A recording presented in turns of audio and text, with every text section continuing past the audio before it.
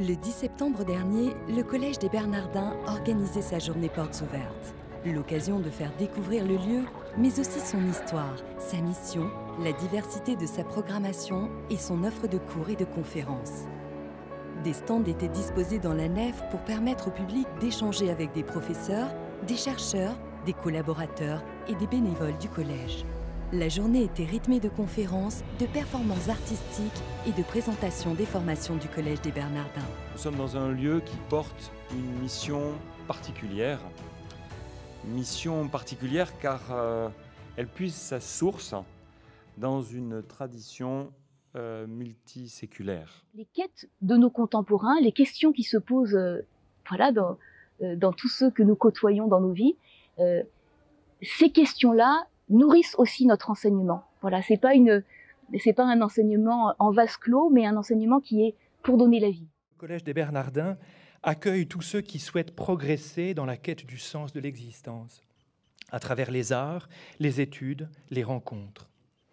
Quelle que soit notre affiliation religieuse, que notre attente soit plus artistique, scientifique, philosophique ou théologique, le collège est un lieu de rencontre des personnes, un lieu d'écoute du monde, de ces questions si nombreuses, en particulier en ces temps marqués par le retour de l'incertitude. Ça fait 3-4 ans que j'en entends parler par des amis, que j'ai assisté à une conférence sur le sport. Je sais qu'ils ont aussi surtout tout un parcours de cours, de débats philosophiques et voilà, je suis très curieuse sur la philosophie, la théologie qu'ils proposent. Cette année, nous mettons en place vraiment de façon plus formelle que d'habitude la possibilité de suivre les cours à distance. 32 des cours publics pourront être suivis en écoutant le cours. Le cours sera en audio, mais vous aurez aussi accès à une base qui vous permettra de télécharger les documents que le professeur distribue.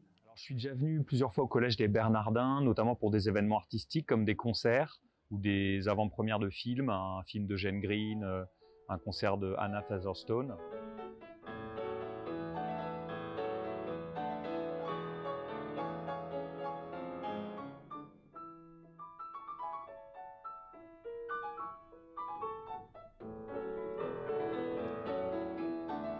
C'est le poids de l'histoire, quoi. Ce bâtiment du XIIIe siècle, on traverse le temps en entrant à l'intérieur. Et puis ce que j'ai appris aujourd'hui, voilà, moi je savais que c'était un lieu de formation pour les séminaristes, mais j'ai appris que c'était aussi un lieu ouvert à tous, en fait, où on pouvait tous venir prendre des cours de plusieurs choses, un lieu de culture avec beaucoup de concerts. Je trouve qu'il y a une convivialité et une écoute des professeurs peut-être beaucoup plus large et une attention aux élèves, quels qu'ils soient, qui moi m'a fortement touchée et encouragée à aller plus loin. On aime accueillir des artistes qui peut-être à un moment de leur parcours, de leur carrière, se posent des questions sur le sens des choses, le sens de la vie, des questions qu'ils n'oseraient peut-être pas aborder dans un autre lieu artistique. Et ici, ils savent qu'ils peuvent trouver les professeurs, les interlocuteurs, les théologiens, avec qui échanger sur ces grandes questions qui habitent tout artiste. Cette rencontre un peu improbable de deux univers, elle vient donner quelque chose d'unique et c'est au Collège des Bernardins qu'on peut le trouver. Et une des femmes qui ne parlait pas, m'a dit une fois, et donc après ça il y avait un médecin qui est venu pour constater, elle m'a dit: vous savez pourquoi votre musique me touche? C'est parce que c'est votre âme qui parle à mon âme.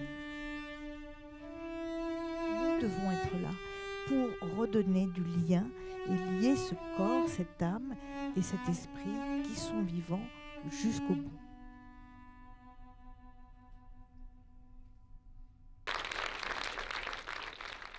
Cette maison est mise au cœur, j'allais dire, de la grande cité qu'est le Grand Paris, pour permettre à ceux qui y entrent, non pas devenir des savants, à en savoir beaucoup, mais à avoir une liberté éclairée. Moi, c'est un lieu d'abord. On le voit avec les voûtes, etc. C'est d'abord un lieu. Un lieu de culture et d'enseignement. Un lieu d'échange entre les entreprises, l'Église, un lieu ouvert sur le monde. C'est un lieu de formation, de rencontres et d'exigences intellectuelles et spirituelles. C'est un lieu de partage de culture, d'émotion, de transmission.